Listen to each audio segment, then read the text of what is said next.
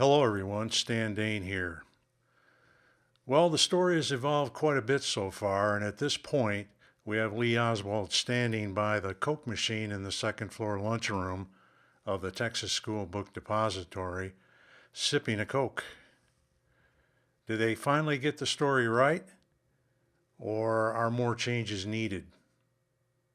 Let's find out. Oswald is on second in the lunchroom. But what was he actually doing there when Baker spotted him? At first, Truly did the evolution two-step to evade the question.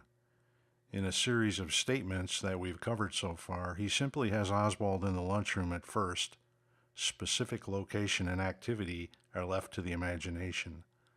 Then, pretty quickly, Truly has Oswald sitting at one of the tables. Within a week or so, Oswald is brought to his feet. Truly describes him first as leaning against the counter and then as standing right over by the Coke machine. Why the Coke machine? Because Oswald has talked about purchasing a Coke before the assassination, and having him over by the Coke machine turned this into a cool as a cucumber post-assassination act. But there was a second reason, and we touched on this in SD15, the leaning and standing video. In February 1964, French writer Leo Sauvage called Roy Truly and grilled him about the lunchroom incident.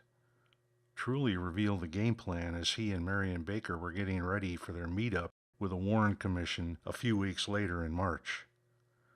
The officer, name still unknown to Truly, evidently heard a noise coming from the lunchroom. The noise, evidently, of a Coke machine delivering up its product to the man who just shot the president. This was a crucial addition, for it gave Baker a reason for checking out the lunchroom, a reason he needed badly, as the lunchroom was nowhere near his line of sight as he entered the second floor landing, following behind Truly, who was already making his way up to the third floor. Just look how far he would have had to swing over to the right to get a visual line into the lunchroom. In this picture, image A is the vantage point Baker had as he arrived on the second floor landing. Image B is the view about 10 feet south of A. Notice the red X above the box. Image C is the view from inside the lunchroom, looking at the box with a red X seen in image B. Image D is the view of the Coke machine from the red X in image B. The bottom line, you have to really veer out of your way from the rear stairs to see into the lunchroom through the self-closing door. With the door to the lunchroom being normally open, the cluck-clunk noise of the Coke machine would have been heard by Baker, except it wouldn't have. For there was another door between Baker and the Coke machine, and it was an automatically self-closing door. Ruh-roh. Let's review the Washington Post article again, dated December 1st, 1963. He, Truly, was quickly joined by a policeman, and they ran up the steps together, the officer with gun drawn. The two men scrambled up the stairs to the second floor. As they made their way to a back stairway, the policeman saw Oswald standing beside a soft drink machine, sipping from a Coke bottle. At the time, this news story seemed beautifully clean and convincing. However, its lack of acoustic plausibility meant that a further evolutionary step was needed.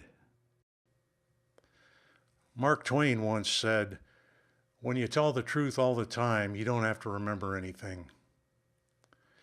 Well, you certainly don't have to keep revising your story to keep fixing things you didn't foresee and keep dealing with problems you didn't anticipate in your previous revisions.